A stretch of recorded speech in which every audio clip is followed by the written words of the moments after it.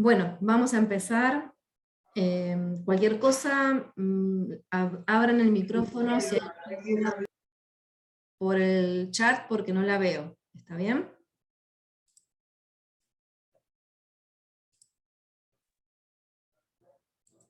Bien. Entonces nos quedaba para ver hoy el último tema del reino animal, los últimos dos filos, que son equinodermos y cordados. ¿Se escucha bien? Se escucha bien. Perfecto. Bien. Entonces, recordando un poquito, ¿qué características podrían decir ustedes que comparten estos dos últimos filos con los grupos anteriores? Un poco para recuperar qué cosas ya traen estos dos grupos y que también las vimos en otros filos anteriores. Así, rápidamente, de las características que veíamos. ¿Qué podemos decir? Son triblásticos. Son triblásticos. Tejidos. Tienen tejidos. Cefalización. A ver, además de tejidos, ¿podemos avanzar más si uno tuviera que decir cuál es el grado de complejidad de estos organismos? Sistema de órganos. Llegan a tener sistemas de órganos, bien. Tal vez en equinodermos algunos sistemas no están, pero tienen algunos sistemas de órganos. Entonces, no alcanza con decir tejidos. En tejidos nos quedábamos para nidarios hasta ese nivel, pero ya a partir de nidarios ya hablamos de órganos, y acá de sistemas de órganos. ¿Qué más? La simetría bilateral. Simetría bilateral, en realidad los dos filos ya están en el clado de bilateria. Pero en equinodermos vamos a ver que los adultos se tornan hacia una simetría que vamos a llamarla radial o pentarradial, aunque es una pentarradial medio engañosa, ahora lo vamos a ver. Bien, bueno, triblásticos celomados, sistemas de órganos, el plan corporal tubo dentro de tubo, ayer decíamos, tienen un intestino completo, o sea, tenemos una boca y un ano, dos orificios, son, y lo que decíamos recién, bilaterales en los cordados y en larvas de equinodermos, y en los adultos de equinodermos es un poco diferente. ¿Y qué características comparten, que vale la pena verlos hoy juntos, que comparten entre ellos dos, pero no comparten con el resto? ¿Qué nos está faltando acá? ¿Lo podemos ver? Que son deuterostomados. Bien, que son deuterostomados. Por eso están en esta parte del cladograma de animales, y acá tenemos la sinapomorfía de deuterostomados, ¿sí?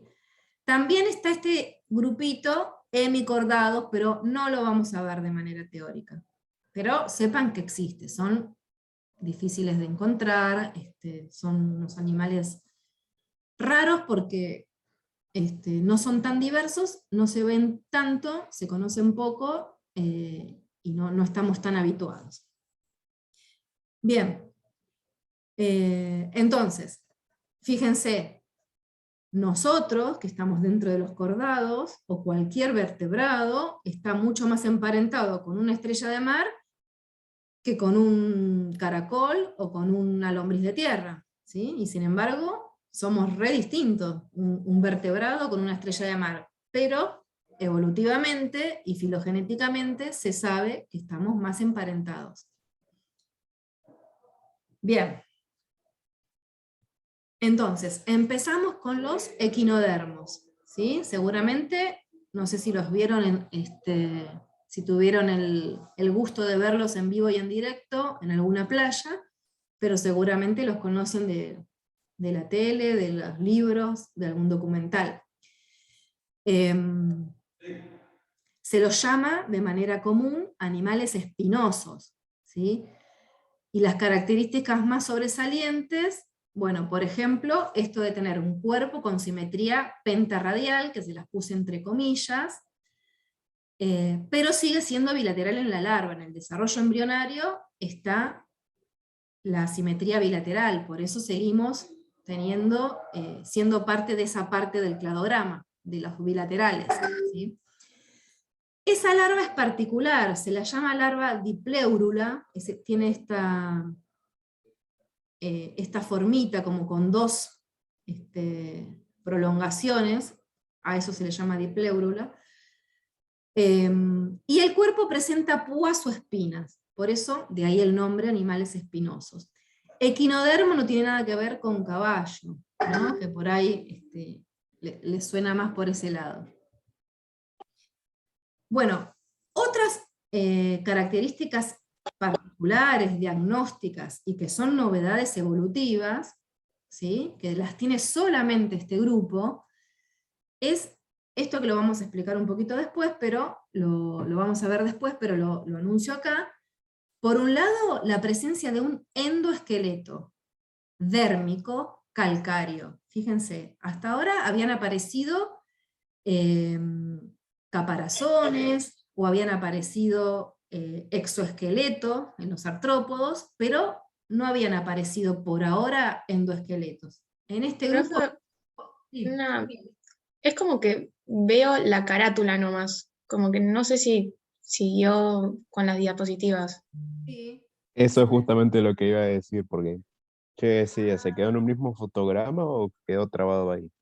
Qué Sí, raro. como que quedó la primera diapo. A ver. Lo volvemos a compartir. Qué pena. Esperen.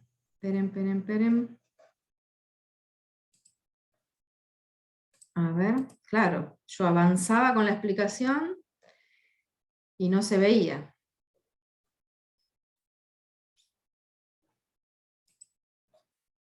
A ver, ahí lo ven.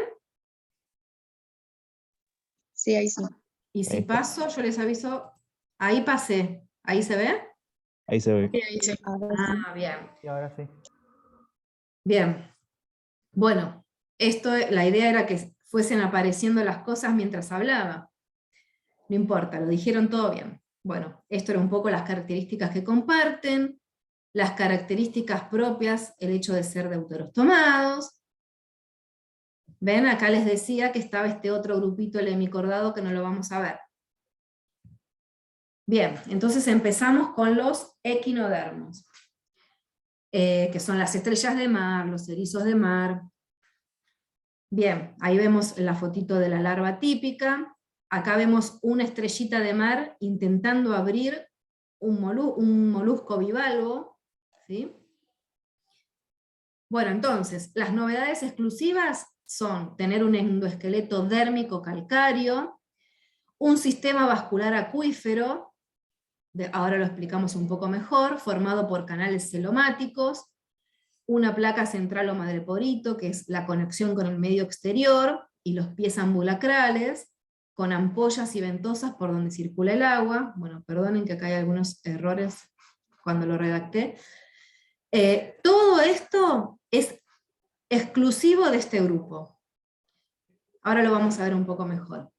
¿Qué otras cosas podemos decir? Si tienen un sistema nervioso simple que permite movimientos lentos, pero se mueven, carecen de sistema excretorio y respiratorio, se reproducen sexualmente, tienen fecundación externa, y tienen un celoma tripartito. ¿Qué quiere decir tripartito? Que ese celoma, esa cavidad secundaria, está como subdividido. Una de esas subdivisiones es la que va a formar todo este sistema vascular acuífero. Tienen que imaginarse que es una cavidad llena de líquido que se subdivide mucho formando canales y acompañando toda la forma del cuerpo. Ahora lo vamos a ver.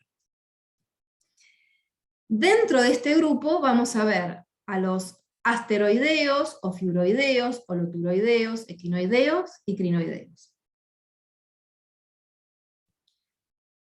Bien, ¿cómo es esto del sistema vascular acuífero? Bueno, acá yo les muestro un esquemita de una estrellita de mar por dentro, no tanto para mostrarles las vísceras, sino para mostrarles esto del sistema vascular. Una parte del celoma, yo les decía, tiene esta particularidad de estar muy compartimentalizado, formando como estos canales, ¿ven?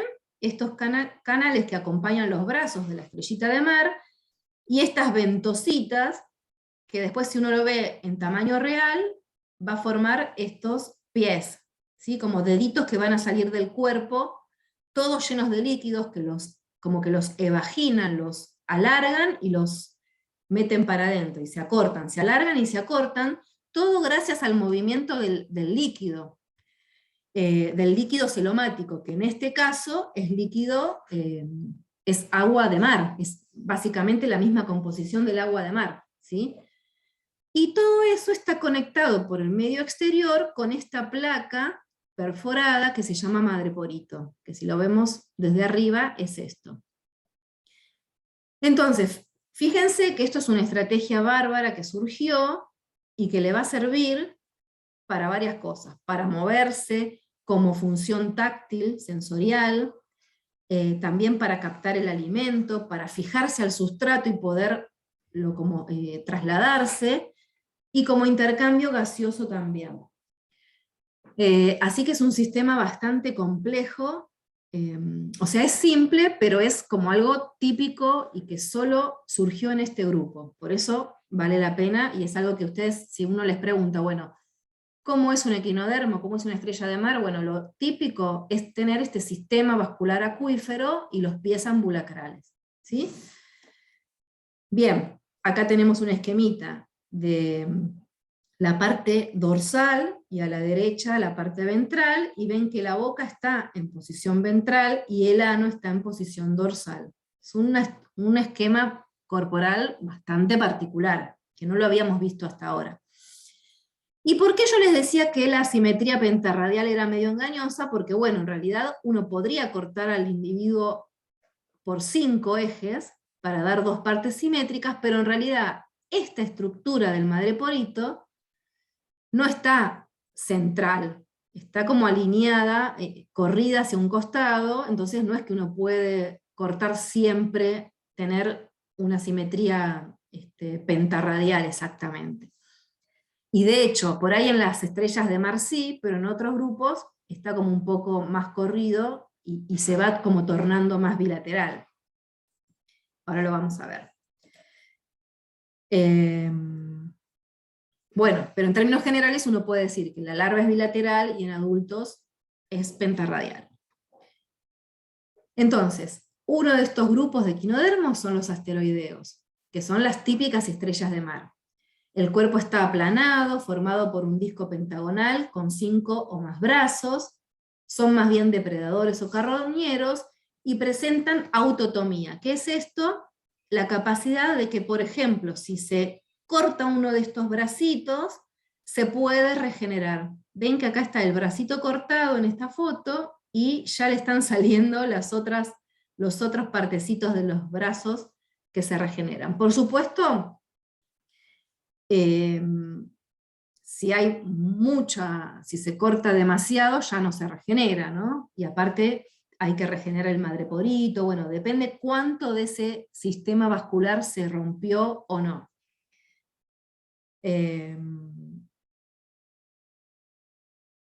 Bien, tenemos distintas formas, distintos colores, después ustedes, hay bastantes videitos para ver, sobre todo cómo se van trasladando sobre el sustrato, o cómo depredan sobre otros organismos, está lindo para ver. Van pasando las diapositivas, ¿verdad? ¿No hay problema con eso? Sí. Bien. Bueno, el otro grupo son los ofiuroideos, o llamados ofiuras, o también lo vi como margaritas de mar. Ven que es muy parecido a una estrella de mar, la particularidad es que ese disco central está bien visible, y los brazos más delgados, es como que los brazos tuvieran como más independencia unos de otros, ¿ven? Esa es como la principal diferencia. También con 5 brazos, carroñeros, ramoneadores, filtradores o detritívoros. Hay como más estrategias de alimentación. No vamos a profundizar mucho en los distintos grupos, solamente que sepan que hay diversidad. Después los holoturoideos, conocidos como pepinos de mar, que no hay que confundirlos con las papas de mar, que las vamos a ver después, y las papas de mar son cordados, los pepinos de mar son equinodermos, y pepino de mar porque tienen esta forma alargada. Acá cuesta más ver la simetría pentarradial en adultos sí se ve en la parte aboral, ¿sí? Donde está la boca. Estos como bracitos tentaculitos, ¿sí? Tienen como más simetría radial, polirradial, digamos. Pero tienen el cuerpo más bien alargado, tipo gusanoide, ¿sí? Y blando. Viven en los fondos de los mares, son suspensívoros, detritívoros, y no tienen, si bien tienen un endoesqueleto, no está tan calcificado, por eso el cuerpo es más bien blando. Luego el grupo Equinoidea o equinoideos, que son los típicos erizos de mar, son más bien globosos o discoidales, ¿sí? Un típico erizo es esta foto. Y acá vemos más bien discoidales que pueden ser bastante chatitos algunos, por eso a estos se les llaman dólar de mar, no sé si los escucharon hablar. Carecen de brazos, tienen un esqueleto interno cubierto por placas calcáreas, que son las que forman el caparazón, y a partir del cual van a salir estas púas o espinas móviles, ¿sí? Generalmente a veces no tenemos la suerte de ver erizos vivos, y uno en la playa lo que encuentran son estas estructuras, que es lo que queda de la estructura calcárea del caparazón. Toda la parte viva del bicho, bueno, se muere. Pero fíjense, ¿qué podemos ver acá en estos erizos? Nosotros tenemos para mostrarles esta semana en el TP. Vemos como la impronta, fíjense, la impronta de esa simetría pentarradial, ¿ven? Los 5 bracitos, si bien no son brazos, pero es lo que queda, ¿sí? La nutrición puede ser variada, y algunos pueden tener glándulas venenosas que cuando uno lo pisa o lo toca, a través de estas púas se inyecta, sale un veneno. Bien, y el último de los grupos son los crinoideos, también llamados, habría que ponerlos entre comillas, lirios de mar, debido al aspecto de lirio, más bien como de planta, o también de protista. Si uno ve esto en el fondo marino, yo no sé si a priori, sin conocer mucho, digo que esto es un animal. ¿Vieron? Es difícil. Lo mismo nos pasaba, no sé, con los corales. Por ahí ustedes no pensaron que era un animal, sí. Bueno, con estos grupos pasa lo mismo también. Fíjense, son los únicos que están más bien como adheridos al sustrato, no tan móviles, tienen un largo pedúnculo, y luego todos como los bracitos, sí, pínulas le llaman acá, que son con los que también tienen función táctil para poder captar a presas diminutas, porque son más bien suspensívoros. Se mueven lentamente y viven en aguas más bien superficiales. Bueno, también son muy bonitos, la verdad.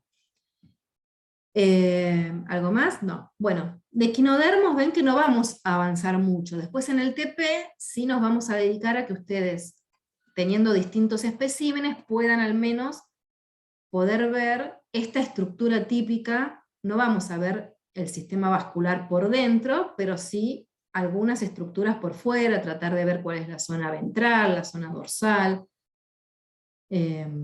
porque no tenemos especímenes vivos, sino que tenemos los esqueletos que han quedado. Tal vez alguna vez, si se van de vacaciones y consiguen, pueden traer, si bien habría que pedir permiso, pero bueno, alguno que otro se puede traer. Bueno, eso respecto al filo equinoderma, que es muy poquito lo que vamos a decir. Nos vamos a dedicar mucho más a profundizar el filo cordado, que es un filo bastante grande y diverso también. Tenemos cuerpo con simetría bilateral, presencia de metamería. ¿Se acuerdan que decíamos? La metamería aparece 3 veces a lo largo de la evolución del reino animal. Aparece en anélidos, aparece en artrópodos, y aparece ahora en el linaje de los cordados. Pero esta metamería no afecta a las cavidades celómicas. ¿Qué quiere decir esto? Cuando uno hacía un corte de una lombriz, uno ve que hay segmentos repetidos, y el celoma también está como repetido en diversos compartimentos. En el filo cordado no, la metamería no afecta a todas las estructuras, sino afecta a las cavidades celómicas. ¿Dónde vamos a ver representada la metamería en los cordados? Bueno, por ejemplo, en las vértebras, por ejemplo, en los paquetes musculares, vemos esa repetición de estructuras. Bien. Y acá tenemos como un cordado típico, esto es más parecido a un cordado ancestral, que se sabe que los cordados surgieron en el agua, en el ambiente marino, y entonces tenían este aspecto más bien pisiforme. No sé si alguno abrió el micrófono por ahí, si lo pueden cerrar para que no haya otros ruidos de fondo.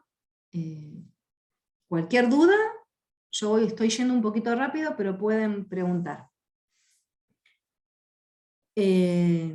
Bien. ¿Cuáles son las características diagnósticas de todo el grupo cordados? En el cual estamos incluidos los vertebrados, pero no son solo vertebrados. Por ahí uno está más acostumbrado en la secundaria o en la primaria, habla de invertebrados, vertebrados. Bueno, ahora nosotros ya, con todo lo que venimos viendo, podemos avanzar y no quedarnos en esa distinción que es un poco como menos académica, ¿no? Ahora nosotros vamos a saber que los vertebrados no es un filo en sí mismo, sino que estamos dentro del filo cordados. Pero compartimos con otros estas características.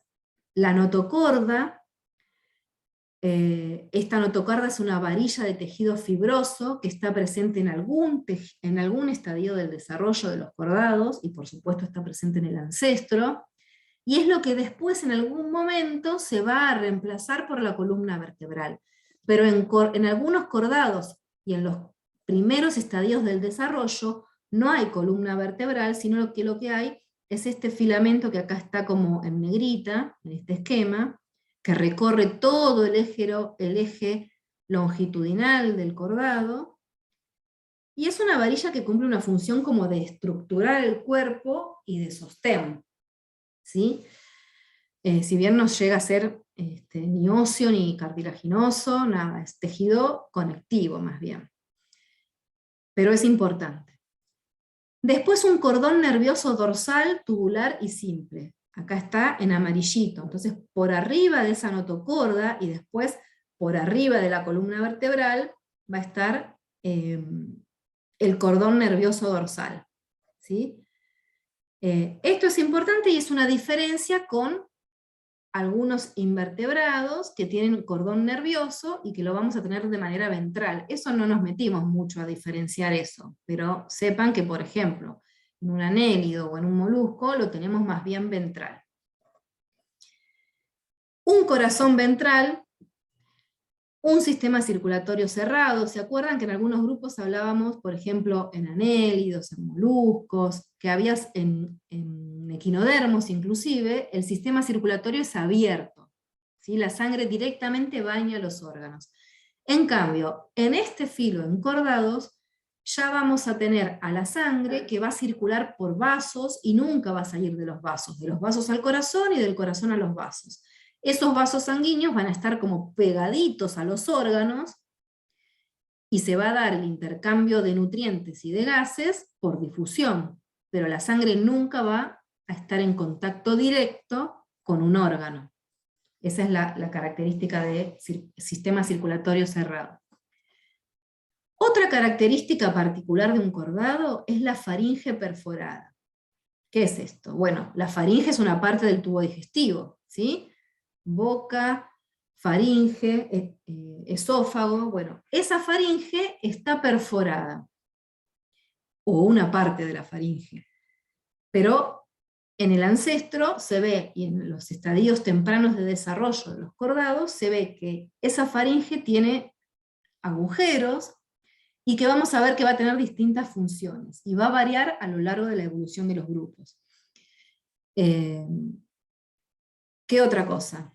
Bueno, por otro lado, una cola postanal, es decir, después del orificio del ano hay una cola. Entonces supónganse que acá, bueno, acá no está mostrado. Esto que vemos en marrón en este esquemita es el tubo digestivo. Esta parte sería la faringe, que acá está muy importante, ven que tiene como agujeros, después sigue, y acá estaría el ano ubicado. Y fíjense, después de ese ano hay un surgimiento de una cola. Siguen las estructuras, los tejidos, el esqueleto, en algunos organismos, y la presencia de una cola. Que después, puntualmente, en un mamífero, por ejemplo, esa cola va a estar, pero por ejemplo en los primates como nosotros, esa cola está en los primeros estadios de desarrollo, pero después se reabsorbe, ¿sí? Y lo otro es un endostilo, que es una glándula, es un tejido particular de carácter hormonal, y que es muy importante para las cuestiones metabólicas del cuerpo, de los organismos. Bueno, eso surge solamente en los cordados. A ver si había algo más acá. Bueno, ¿y qué tenemos dentro de este filo? Tenemos tres grandes grupos: urocordados, cefalocordados y craneados o vertebrados, que es el grupo más conocido. Tal vez ustedes nunca oyeron hablar de un urocordado o de un cefalocordado, pero sí de vertebrados. Bueno, cosas generales, ¿sí? Cosas generales. Poseen un sistema digestivo completo, especializado en regiones, se reproducen sexualmente, sexos separados, el corazón ventral ya lo dijimos, un endoesqueleto que puede ser cartilaginoso u óseo en muchos grupos, y una musculatura segmentada. ¿Qué otras cosas? Fíjense, acá tenemos los tres grupos. Todos estos, peces, reptiles, aves y humanos, bueno, mamíferos, pero lo representamos con un embrión humano, serían vertebrados. Después acá tenemos acá arriba a la derecha un representante cefalocordado. Y acá abajo representantes urocordados, que son bichos muy raros, también marinos, sésiles, que no parecen animales tampoco. Pero fíjense, en todo lo que yo les quería mostrar en esta diapositiva, que vamos a encontrar las 5 características que dijimos antes para todos los cordados. En particular acá yo les estoy mostrando las hendiduras faringias, que se ve perfectamente. Hendiduras faringias o faringe perforada es lo mismo, ¿sí? Lo van a encontrar de distinta manera. En estadios tempranos del desarrollo, en los embrioncitos de los vertebrados, se ve bien esa faringe perforada o esas hendiduras faringias. En un cefalocordado se ve perfecto, y en un urocordado también es toda esta cavidad, toda con agujeritos, ¿sí? Tienen una faringe enorme estos bichos, toda con perforaciones. Estas hendiduras faringias o faringe perforada tuvo distintas modificaciones a lo largo de la evolución de los distintos grupos, y va a cumplir distintas funciones. Empieza teniendo una función filtradora, como por ejemplo en estos organismos, para pasar a ser después una estructura con una función respiratoria, porque va a formar parte de las branquias de los vertebrados que tienen branquias. Ahora lo vamos a ver. Bueno, acá yo les muestro un cladograma, está bueno porque está bastante completo, de todos los cordados, ¿sí? Fíjense, acá tenemos el ancestro cordado, el linaje de los urocordados, que es bastante bien diferente a todos los otros cordados, el linaje de los cefalocordados, y luego todo el linaje de los vertebrados, ¿sí?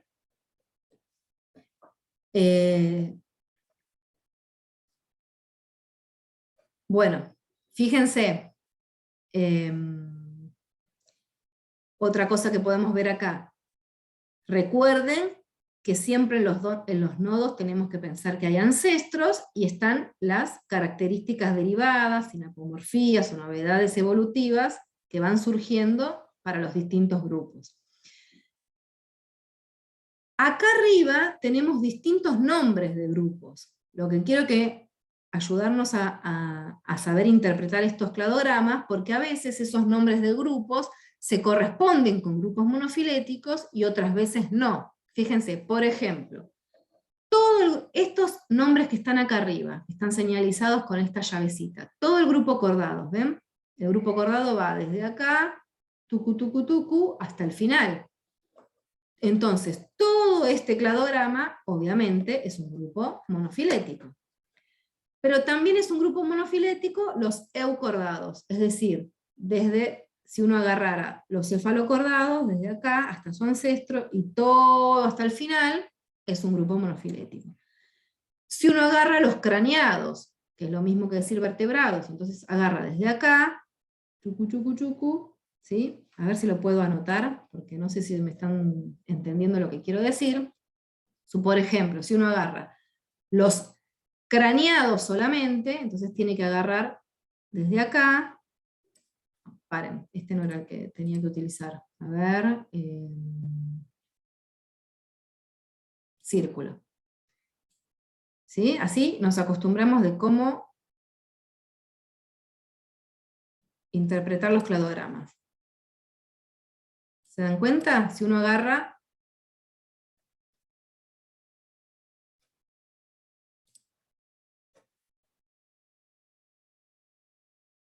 A ver, ahí. Bueno, lo que no quiero agarrar son los cefalocordados, pero tendría que agarrar todos esos grupos hasta el ancestro, o sea, hasta acá. ¿Se entiende? Todo esto. Chucu, chucu, chucu. También es un grupo monofilético. Entonces, todos estos que están acá arriba son grupos monofiléticos. En cambio, estos grupitos que están acá, uno los agrupa y los llama de esta manera, pero tenemos que saber que no son grupos monofiléticos. Por ejemplo, si uno habla de protocordados, en algunos textos están protocordados, en donde agarra urocordados y agarra cefalocordados, no sería un grupo monofilético. ¿Por qué? ¿Alguien me lo podría decir? Si uno agrupa a estos dos y su ancestro común, aunque agarre al ancestro común, ¿por qué no sería un grupo monofilético? Porque están excluyendo a los demás grupos. Porque está excluyendo a todos los demás. ¿Ancestros? Sí, a todos los demás. Hay todos estos que son descendientes que no los está incluyendo. Lo mismo si yo agarro a los agnatos, o lo mismo si agarro a los peces óseos. Fíjense, peces óseos. Uno habla de peces óseos, habla de osteícteos. ¿Cuáles son los peces óseos? Son estos, pero si uno agarra este pedacito nada más, fíjense, a ver si ahora lo puedo, que serían estos, si meten en una bolsa todos los peces óseos, y no está incluyendo a su ancestro, estamos hablando de un grupo polifilético, porque algunos están en esta ramita, y algunos están en esta otra. Y si agarro al ancestro, sería un grupo parafilético, porque no estoy incluyendo a todos los que vienen después. ¿Se dan cuenta? A todos estos que son descendientes también de este ancestro. Lo mismo pasa con reptiles. ¿Sí? Si yo agarro a todo lo que nosotros conocemos como reptiles, es un grupo parafilético. Perdón. Ahí lo agarré mal. Sería acá. Chucu, chucu, chucu. Capaz ustedes no saben nada de reptiles, pero algo sabemos de reptiles, tortugas, lagartos, víboras, cocodrilos, bueno. Agarro acá, fíjense, y agarro a su ancestro. ¿A quién no estoy incluyendo cuando digo reptiles? Mirando este cladograma. ¿A las aves? No estoy incluyendo a las aves, porque se sabe que las aves están emparentadas con los reptiles, descienden de un grupo de dinosaurios. Entonces, en realidad, el grupo monofilético, para que sea un grupo monofilético, tendría que ser así. Por eso cuando uno dice reptiles, ojo, podemos hablar de reptiles, pero sepamos que no es un grupo monofilético. Tal vez lo mejor sería decirles reptiles no avianos, se suele decir así. Bueno, ahora lo vamos a volver a ver, pero quería como ayudarlos un poco a cómo interpretamos este cladograma. Bueno, entonces, veamos un poquito de cefalocordados, de urocordados y del resto de los vertebrados. Empezamos por los cefalocordados porque se piensa que son los más primitivos en el sentido de que surgieron antes, que los primeros cordados eran del tipo cefalocordados, por eso los vemos primero. Y la apariencia de un cefalocordado nos hace acordar a un cordado ancestral que sería el que está en la base de este cladograma. Bueno, el nombre común son anfioxos, que es el género, creo que es Anfioxo sp, me parece, no me acuerdo ahora. Fíjense, si ustedes ven esto, dicen, es como un pececito. Bueno, pero no es un pececito, no tiene vértebras, no tiene cráneo, no tiene dientes, no tiene nada, ¿no? Pero tiene la forma fusiforme de un pececito solamente. Hay cerca de unas 25 especies, son muy pequeños, están en ambientes arenosos, poco profundos, pueden nadar, pero suelen estar enterrados, ¿sí? Así que tienen una cierta movilidad, pero también a veces están como enterraditos y quietos.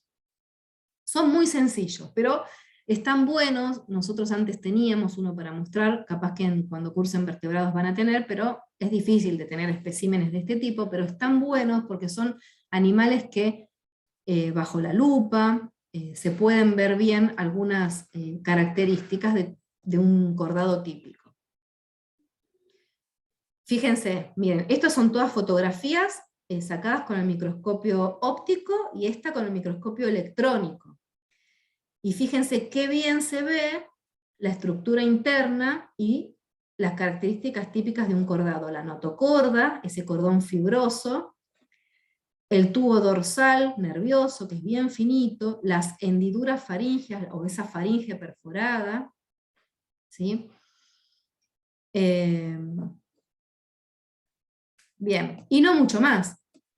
Si bien tenemos una boca, no tenemos ni mandíbulas, ni dientes, nada, ¿sí? Son animales filtradores. Hay sexos separados, pero no hay dimorfismo sexual. ¿Saben qué quiere decir el dimorfismo sexual? Diferencias entre organismos de ambos sexos.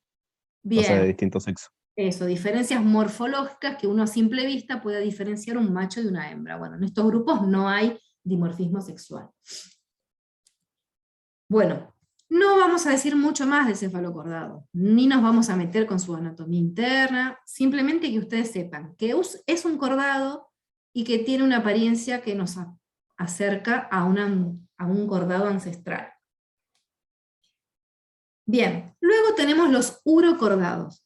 Fíjense las fotitos reales de estos animales, qué raros que son, y si uno no está muy avispado, podría confundírselo con otro grupo animal. ¿Con quién les parece? Uno se lo podría confundir. Con poríferos. Diarios. Con un nidario, con un porífero, sí, podría parecer una anemonita, aunque podría ser, me parece como más parecido a un porífero, pero hay un montón de diferencias. Un montón de diferencias y hasta un montón de diferencias en años de evolución y en filogenia, están muy poco emparentados, muy poco emparentados. Pero sí en la morfología externa, en la apariencia. Y además, ¿por qué? Porque son animales que en la adultez son sésiles, están adheridos al sustrato. En alguna bibliografía lo van a ver como tunicados. El nombre más común es asidias o papas de mar. Por eso yo les decía, no nos confundamos con pepinos de mar, que son equinodermos. Si uno le quiere dar un nombre más común, más vale hablemos de tunicados o de asidias, ¿sí? Nosotros le llamamos asidias.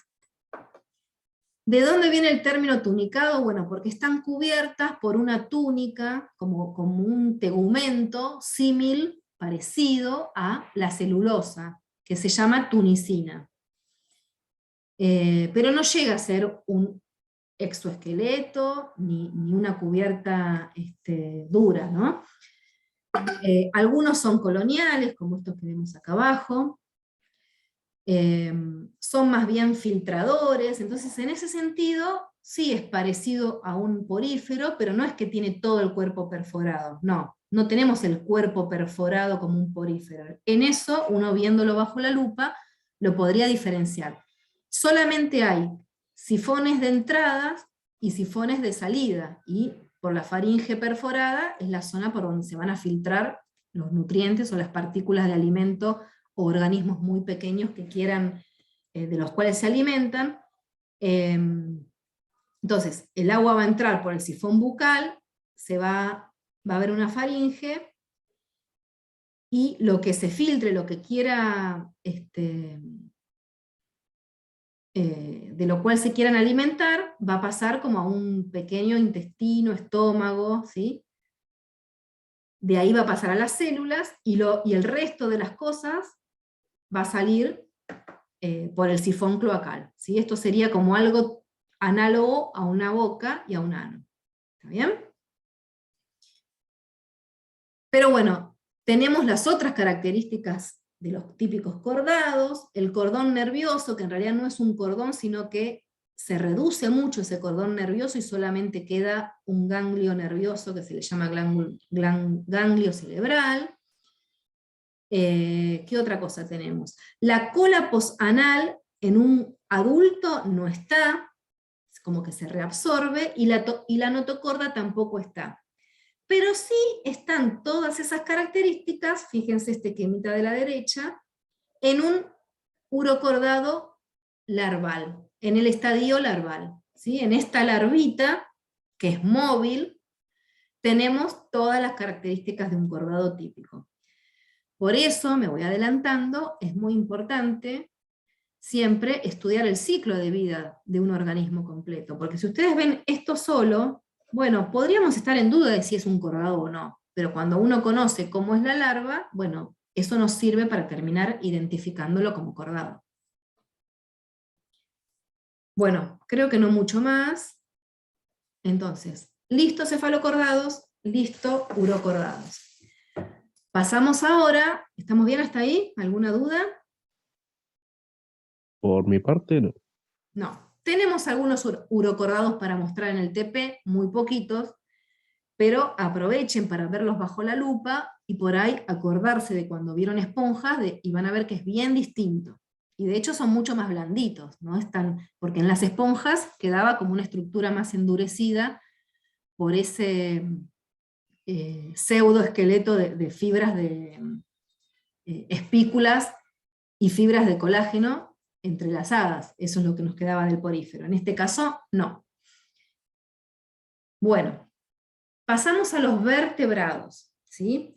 Dentro de los vertebrados vamos a ver todos estos grupos. Peces sin mandíbulas, peces cartilaginosos, peces óseos, todos estos, anfibios, reptiles no avianos, aves y mamíferos. ¿Vieron cuando ustedes, si han estudiado biología en la secundaria, los 5 grupos de vertebrados típicos, qué les dicen que son? Peces, anfibios, reptiles, aves y mamíferos.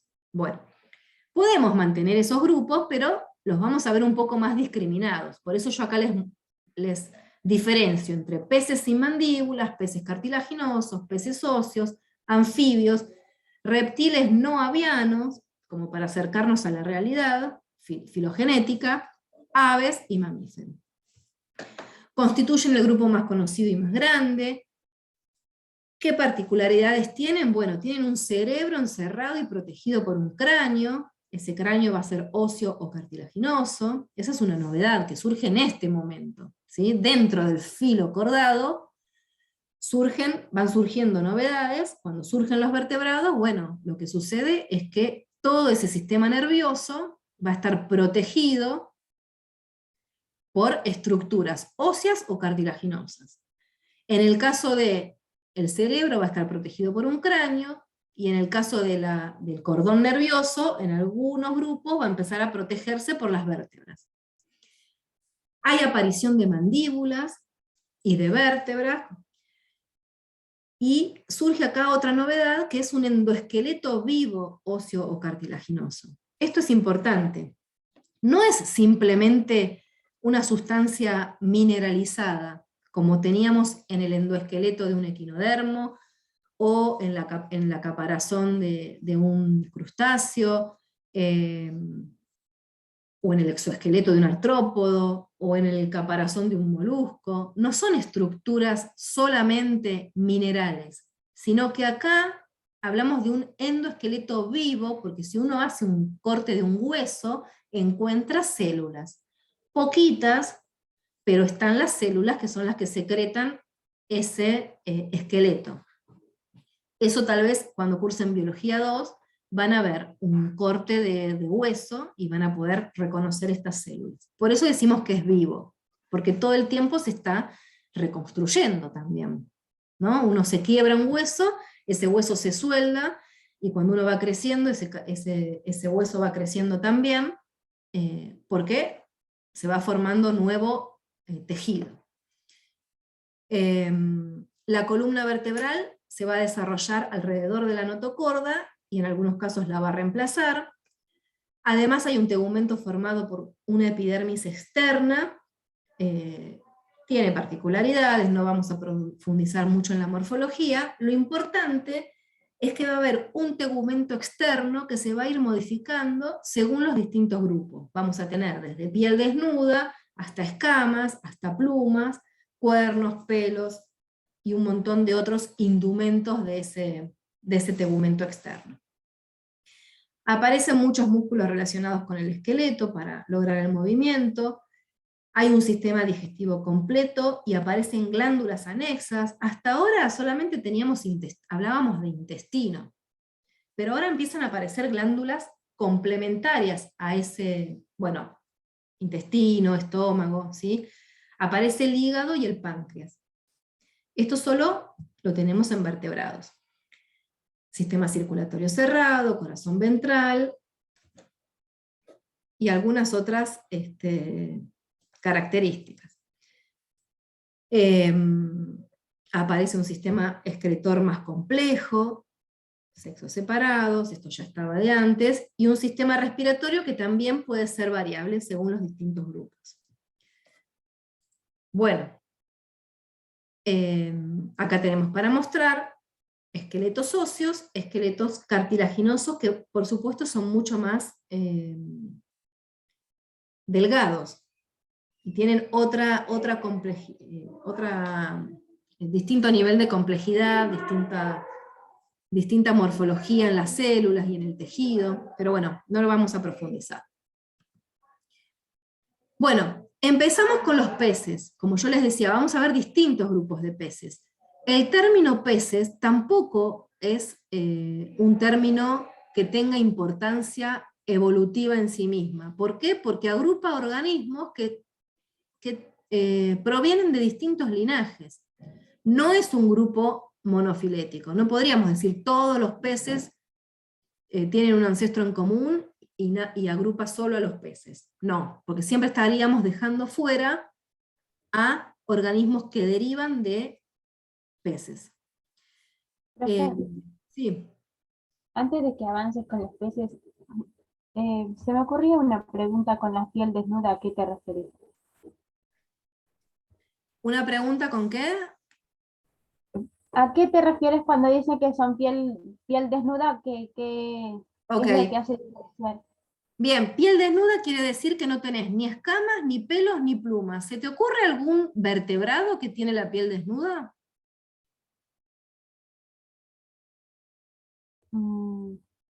Sí, pensé en ranas. En ranas, sí. El grupo de los anfibios tiene piel desnuda. Ok. Puede ser glandular, puede estar más o menos durita, pero se le llama desnuda porque no tenés estas estructuras derivadas de la dermis, como puede ser una pluma, un pelo, una escama, ni dérmicas ni epidérmicas. En algunos otros grupos tenemos distintas estructuras que protegen esa piel, ¿sí? Bien. Nuestra piel En algunas partes puede estar más o menos desnuda, porque nosotros hemos evolucionado, pero si vemos a los primates, a otros monos, están todos cubiertos de pelo, salvo algunas zonas, como por ejemplo la cara, que es mucho más desnuda, o tenemos folículos pilosos muy chiquititos, ¿sí? Pero son todas estructuras de protección. De protección, ¿y para qué se les ocurre que puede ser? Bueno, ahora lo vamos a ir viendo. Ahora lo vamos a ver después. ¿Para qué surgen pudieron haber surgido estas estructuras? Y cuando surgieron, la selección natural las seleccionó. Y un organismo, una especie con pelo fue más beneficiosa que sin pelo, eventualmente, ¿sí? Ahora vamos a ver qué funciones puede tener. También hay algunos peces con piel desnuda, por ejemplo, las lampreas, acá vemos lampreas, o las anguilas, tienen la piel desnuda. Ahora lo vamos a ver. ¿Te contesté la pregunta?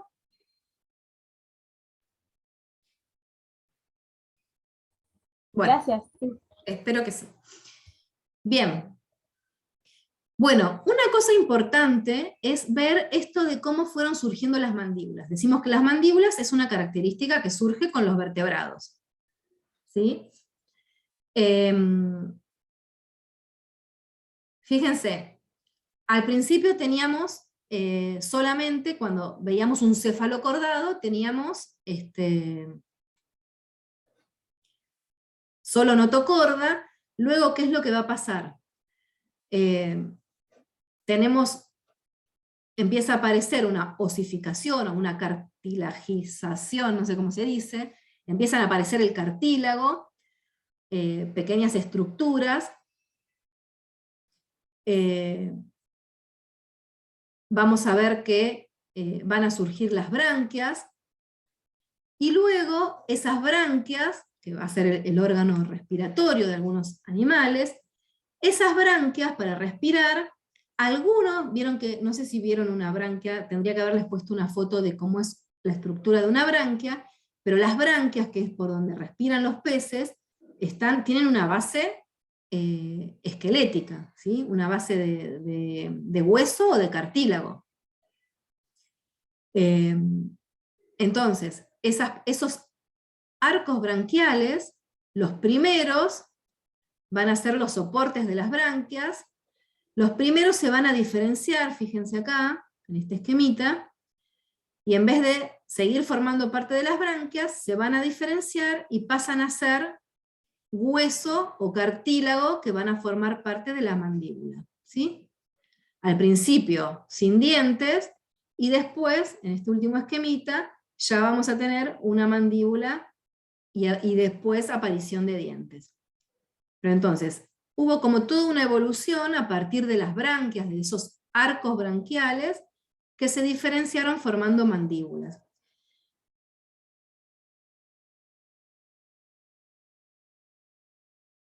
A ver, ¿tenía alguna? No, no tengo nada más. Bueno, ¿se les ocurre cuál puede ser la ventaja de que aparezcan las mandíbulas? Y posteriormente dientes, ¿no? ¿Qué ventaja adaptativa puede tener eso frente a un pez sin mandíbula? Para su Variedad de alimentación. alimento. Para su alimentación, ¿alguien más dijo algo de alimentos que no escuché? Que tiene más variedad para comer, digamos. Bien, posibilita la diversificación en cuanto a su alimentación, ¿sí?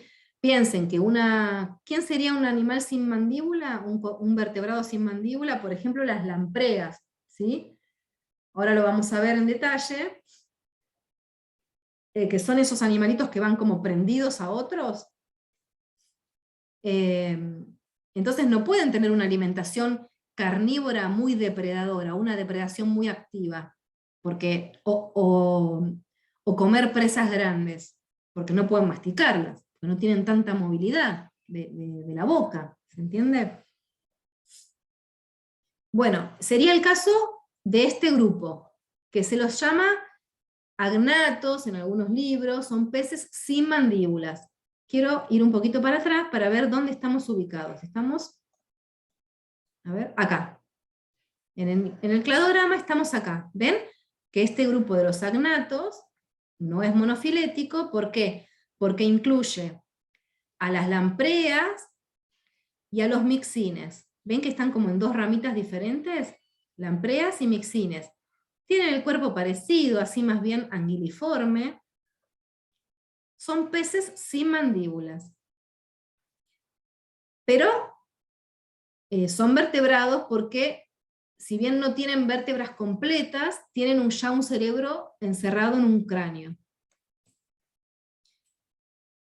Bueno, acuáticos, cuerpo anguiliforme, no mayor a 1,5 metros, alcanza más o menos, piel desnuda. Acá tenemos un caso en el que no hay escamas, ¿ven? Como el resto de los peces. Fíjense, acá la notocorda es persistente en los adultos, ¿sí? Hay un cerebro bien desarrollado que está cubierto por cráneo. Pero no hay vértebras verdaderas, salvo en las lampreas un poquito, pero no es que hay vértebras todo a lo largo del animal, ¿sí? Hay una boca transformada en una ventosa. Ven que no hay verdaderas mandíbulas, sino que es esta abertura con una ventosa para adherirse, porque son más bien, terminan siendo parásitos, ectoparásitos de otros animales, ¿sí?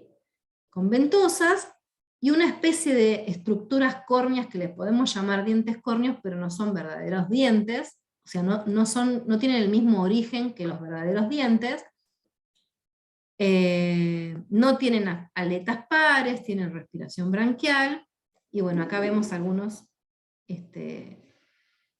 animales. Ven que las posibilidades de alimentación son básicas, o son parásitos, porque se prenden a la piel de otros, o son carroñeros, pero no pueden ir nadando, agarrar una presa, manipularla, masticarla, no pueden. Bueno. A ver qué tenía acá. Bueno, el otro grupo son los peces con mandíbulas, ¿sí? Estos ya son más conocidos. Y acá, dentro de estos peces, tenemos peces cartilaginosos o peces óseos, ¿sí? Los peces cartilaginosos tienen poca osificación, y lo que desarrollan es un endoesqueleto justamente cartilaginoso. ¿Cuál es la diferencia? Que el mineral es más... la sustancia mineral, si bien es carbonato de calcio, está como más sencilla, no es tan dura, ¿sí? ¿Cuáles son los ejemplos? Los tiburones y las rayas, ¿sí? Acá vemos un esqueleto de tiburón, por ejemplo. En cambio, en los peces óseos tenemos un esqueleto osificado, ¿sí? Empiezan a aparecer aletas pares, también la respiración es branquial. Y acá, bueno, les puse otra característica que vale la pena empezar a mencionar en los distintos vertebrados respecto a si tienen la capacidad o no de regular la temperatura. Entonces hablamos de animales ectotermos o endotermos. Ectotermos, porque ecto significa afuera, termotemperatura.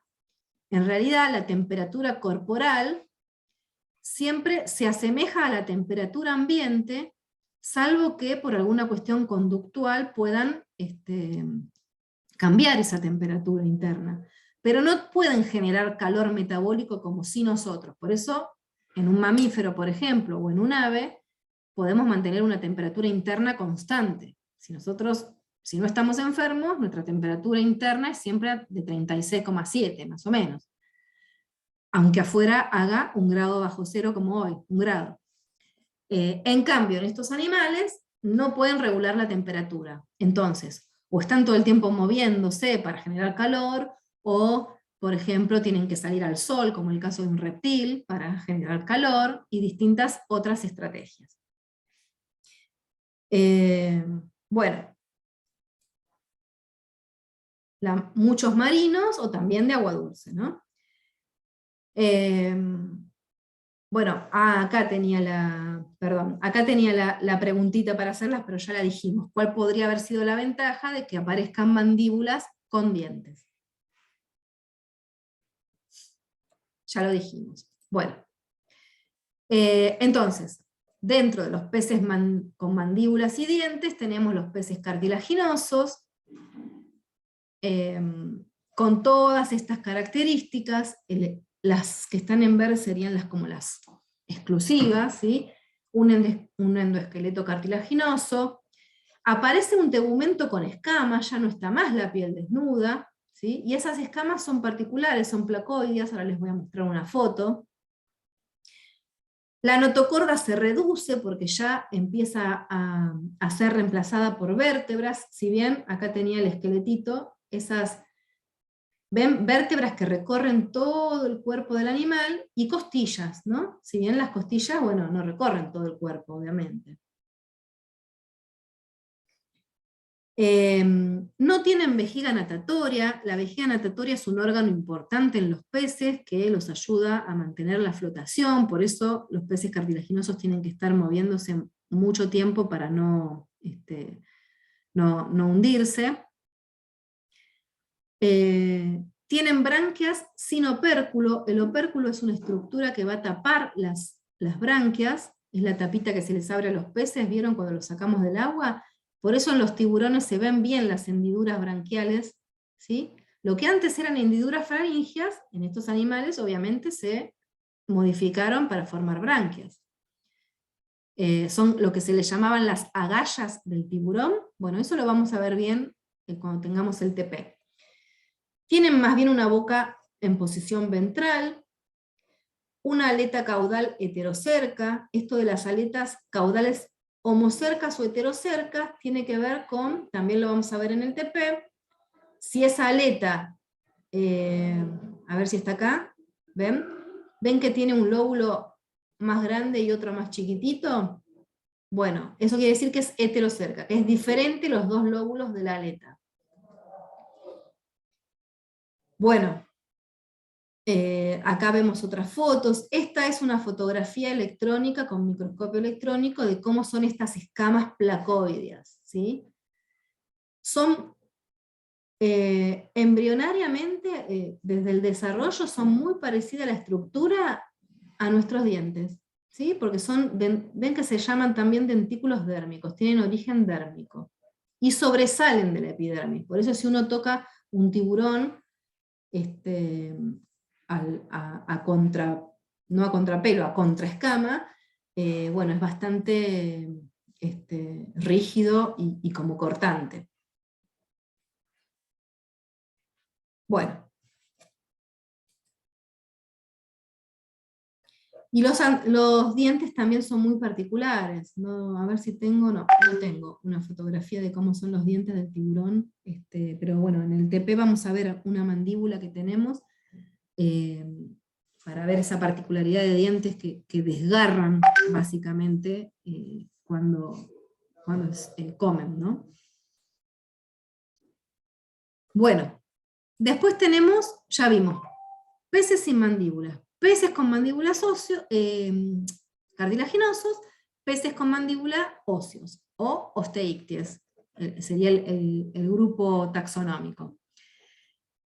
Su nombre lo indica, tiene un endoesqueleto óseo, vértebras completas, la notocorda en los adultos, espero llegar con la batería, la notocorda en los adultos se reabsorbe y se reemplaza por vértebras.